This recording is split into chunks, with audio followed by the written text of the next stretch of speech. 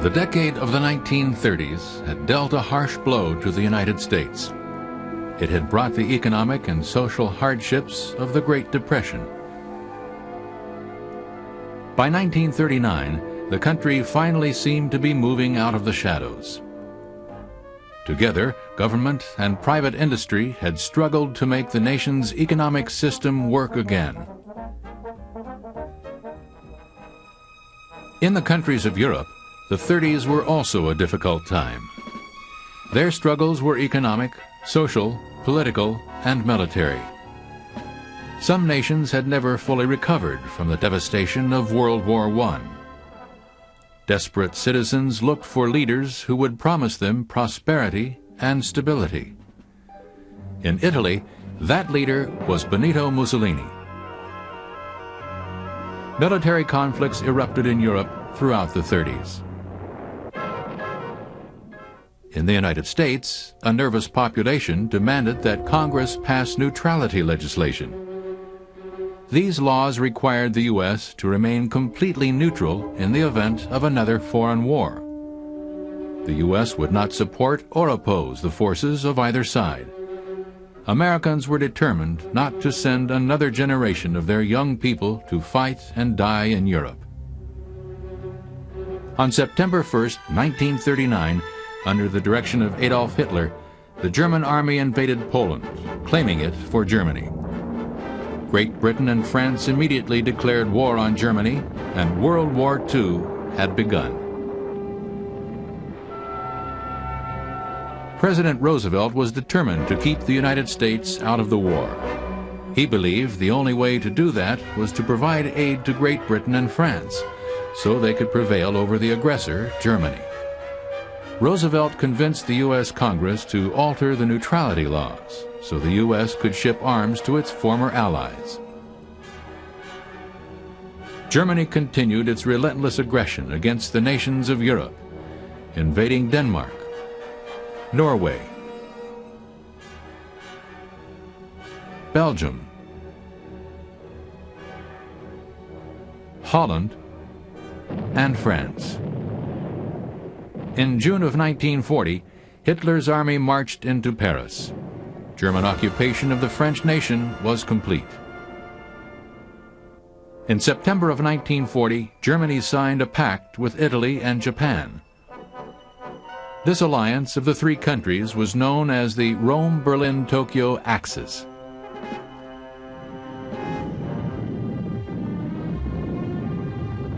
As bombs and heavy ground fighting devastated Europe, the United States was conducting a presidential campaign. Despite the tradition of American presidents retiring after 2 terms, Franklin Roosevelt easily won his party's nomination and the election. The people believed that Roosevelt had salvaged the nation's economy and was keeping them out of war. They weren't about to change leaders at such a critical time. In 1940 and most of 1941, the U.S. maintained its official neutrality while providing help to France and Great Britain. During a shipboard conference in August of 1941, Franklin Roosevelt and Winston Churchill signed the Atlantic Charter. This agreement acknowledged the United States' support of Great Britain in the war. Though Hitler wanted to retaliate, he knew that Germany was in no position to openly declare war on a country as large and distant as the United States. One of Hitler's allies felt more confident about attacking the U.S. On the 7th of December, 1941, Japanese planes launched from a carrier fleet made a surprise attack on the American naval base at Pearl Harbor in Hawaii.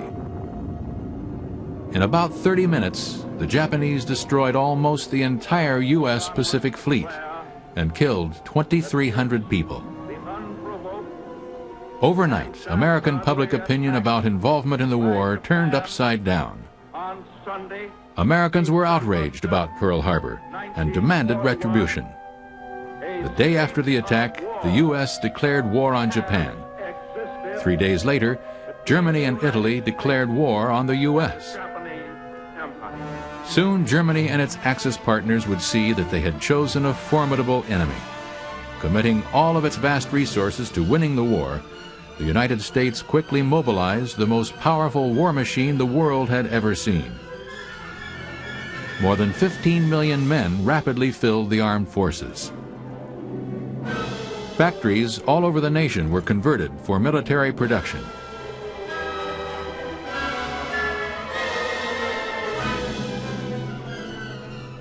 But in a war that spread across the Atlantic and the Pacific Oceans, with battlefields on several continents, even a force like the United States could not claim a swift victory.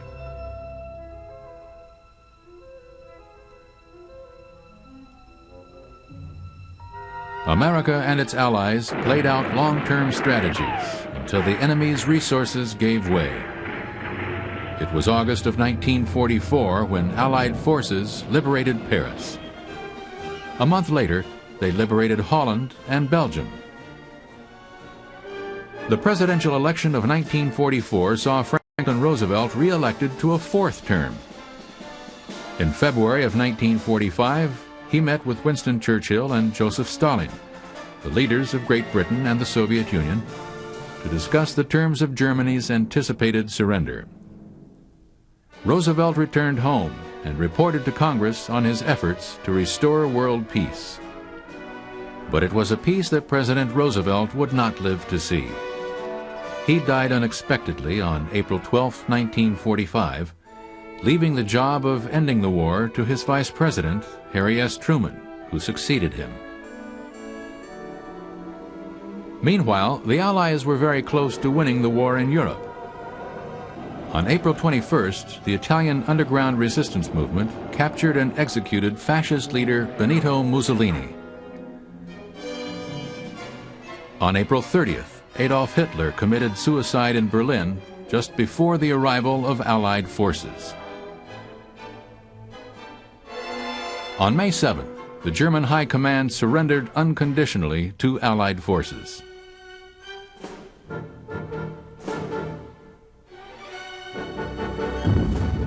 But despite an ultimatum from the Allies that Japan also surrender, the war in the Pacific raged on.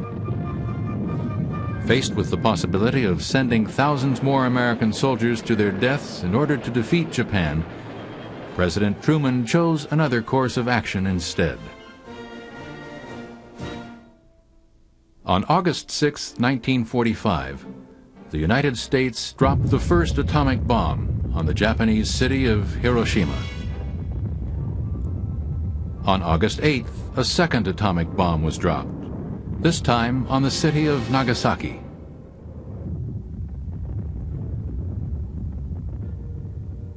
On September 2nd, 1945, Japan unconditionally surrendered to the United States. World War II was finally over. American troops returned home to a hero's welcome and to one of the most prosperous times the United States had ever known.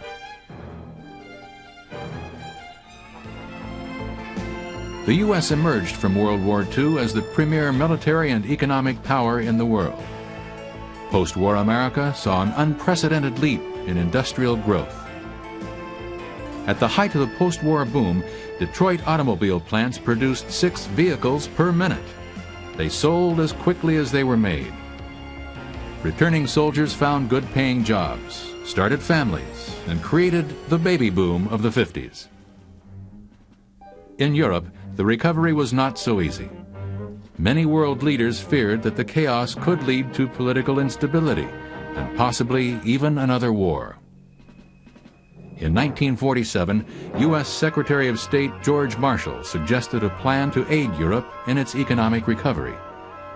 The U.S.-sponsored Marshall Plan began in early 1948, distributing aid throughout war-torn Europe, including Italy and the western-held sectors of Germany. Even Japan received essential aid, helping it to recover and eventually grow into an economic superpower. But not all American foreign relations were working out so well. The Soviet Union, a U.S. ally during World War II, objected to many post-war conditions established by the other superpowers. At the first meeting of the United Nations, Soviet representatives walked out in protest. The Soviets feared expansion of American power around the world, and the United States feared Soviet expansion. Another kind of conflict, known as the Cold War, was born.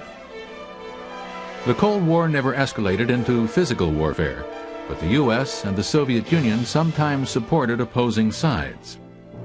In the early 50s, the U.S. sent troops to fight for Southern Korea in its war with the North. The North was backed by the Soviet Union and China. The two sides eventually reached an agreement to divide the country into two separate nations, North Korea and South Korea. But thousands of Americans had been killed, captured, or wounded during the conflict. Mutual fear and suspicion between the Soviets and the United States continued to cast a dark shadow over the future of the United Nations and the possibility of a lasting world peace. Each of the two superpowers wanted their side to own the most powerful weapons. They competed in an arms race, each trying to develop more and more powerful nuclear weapons and more sophisticated technology for launching them.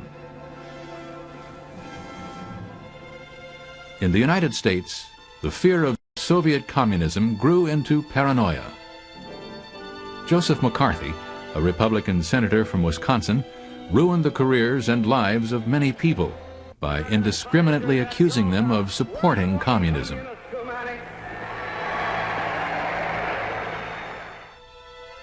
The Soviets and the U.S. did employ spies to gather information about each other. But almost all of Senator McCarthy's accusations proved to be outrageous attacks on innocent people. His objective was to gain national attention and prominence for himself. National security continued to cause concern throughout the 50s. President Dwight Eisenhower, elected in 1952 and re-elected in 1956, fired more than 3,000 federal employees who were suspected of posing a threat to national security. Because of the possibility of a nuclear war with the Soviet Union, the U.S. tested many atomic bombs during the 50s. The tests were evaluated for their explosive impact and for the effects of their radiation on humans. The destructive effects these tests had on human health was not made public until the 1990s. The threat of nuclear war also prompted many American cities to develop and test emergency warning systems. The government made instructional films telling people how to duck and cover in the event of a nuclear attack. Schools and businesses held regular emergency drills. The government installed a nationwide radar network, which was linked to an underground control center. This early warning system could detect enemy bombers before they reached the United States. Specially designed television cameras were positioned to record any attempted invasion. Pilots of the Strategic Air Command were on alert 24 hours a day, ready to take off with a cargo of nuclear bombs they could drop anywhere in the world. But despite the millions of dollars spent on this elaborate defense system, it became useless when the Soviets developed the first intercontinental ballistic missiles, capable of sending nuclear bombs to U.S. targets without using a manned aircraft.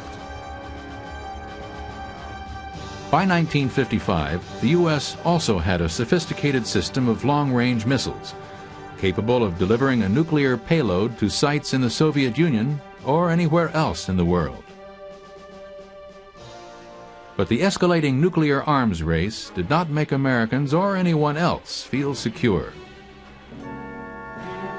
Because of the enormous devastation and worldwide radiation poisoning that would be caused by a nuclear war, everyone knew there could be no winners in such a conflict. They wondered if a full-scale nuclear war might destroy the entire human race.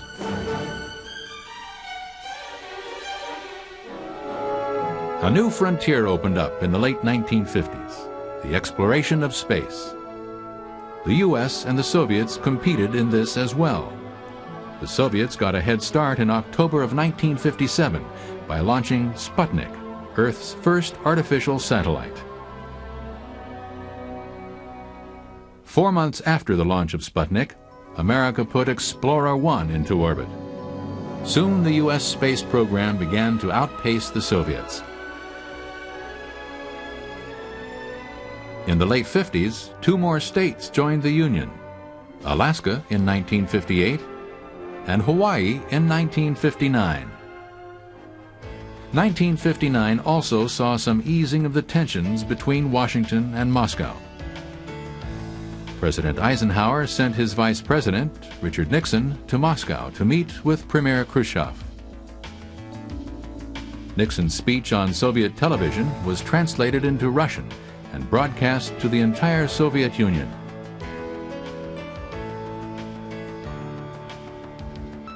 Two months later, Premier Khrushchev visited Washington. It began to seem possible that the Cold War might be resolved, bringing back the hope of a lasting world peace. In the 1960 presidential campaign, John F. Kennedy was the Democratic candidate, running against Richard Nixon, the Republican Party candidate. Kennedy won the election, becoming the country's first Roman Catholic president and the youngest man ever elected to the office. Part of Kennedy's pledge as a candidate had been to promote peaceful coexistence with the Soviets. As president, he also chose to initiate progressive social programs, such as the Peace Corps, and to work for the passage of civil rights legislation. President Kennedy worked hard to maintain peaceful relations with the Soviet Union, but his administration saw many foreign policy crises. In 1962, Khrushchev defied the U.S. by secretly installing medium-range missiles on the island nation of Cuba. They could be used to fire nuclear warheads at cities in the United States. Kennedy ordered a naval blockade to prevent more weapons from reaching Cuba and demanded that the Soviets remove the missiles. The world held its breath for 5 tense days, wondering if a nuclear war would erupt. Then Khrushchev agreed to dismantle the missile bases if the U.S. would agree not to invade Cuba. The standoff led the two superpowers to agree that they needed better communication in times of crisis. They set up a direct telephone link between their two heads of state so they could regularly discuss problems and disagreements. Shortly afterward, the two nations signed an agreement to mutually limit nuclear experiments. In the early 60s, African Americans had been free citizens for almost 100 years. But many cities and states, especially in the South, still had laws limiting their rights in society. There had been a grassroots civil rights movement in existence for several years. One branch of it was headed by the Reverend Martin Luther King, Jr. The momentum of the civil rights movement accelerated through the late 1950s and early 1960s. On August 28, 1963, a huge civil rights demonstration occurred in Washington, D.C. That day, more than 200,000 people of all races gathered to hear one of Martin Luther King Jr.'s most famous speeches.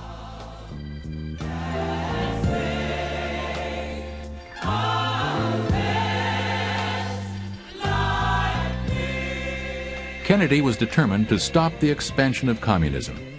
He was reluctant to involve the U.S. in foreign conflicts, but decided to increase the presence of American troops in Southeast Asia, particularly Vietnam. Kennedy had inherited this conflict from past administrations. He had tried to control the expansion of Vietnamese communism, backed by the Viet Cong, but they continued to gain ground. In mid-1963, he increased American troop strength to 16,000 and committed the U.S. to a bloody conflict it would have no success in resolving. The first casualties made their final trip home, but opponents to U.S. involvement had not yet gained national attention. During this time, Kennedy supported American space programs, and people marveled at the manned space flights, covered by the national news media on television.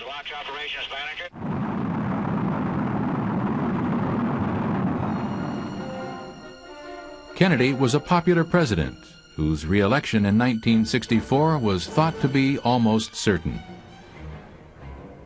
On November 22, 1963, the president and his wife, Jacqueline, made a campaign visit to Dallas, Texas.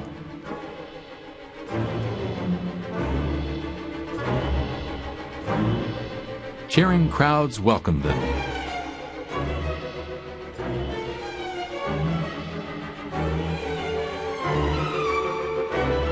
But as the presidential motorcade made its way through the city, gunshots rang out.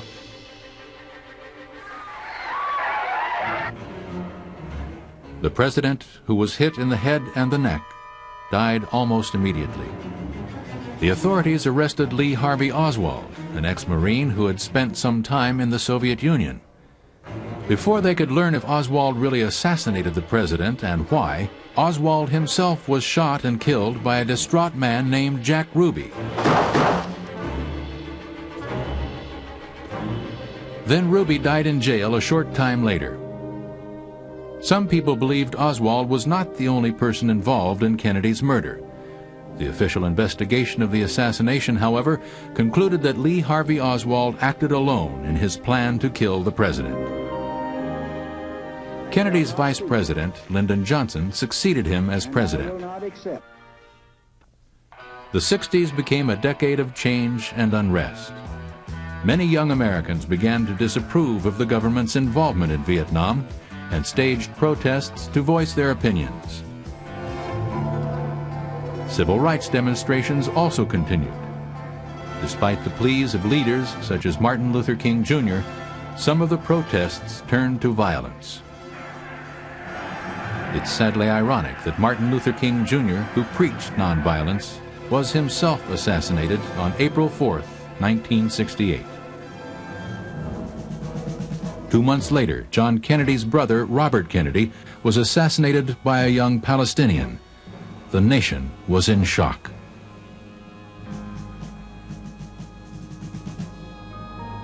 Richard Nixon won the 1968 election.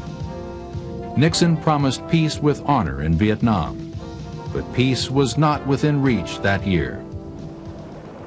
On July 21, 1969, the nation came together in awe and wonder when the late John F. Kennedy's dream of sending a man to the moon was finally realized.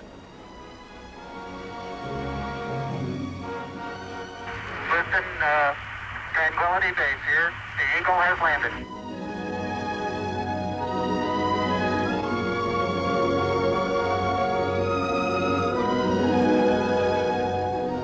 I believe that this nation should commit itself to achieving the goal, before this decade is out, of landing a man on the moon and returning him safely to the earth.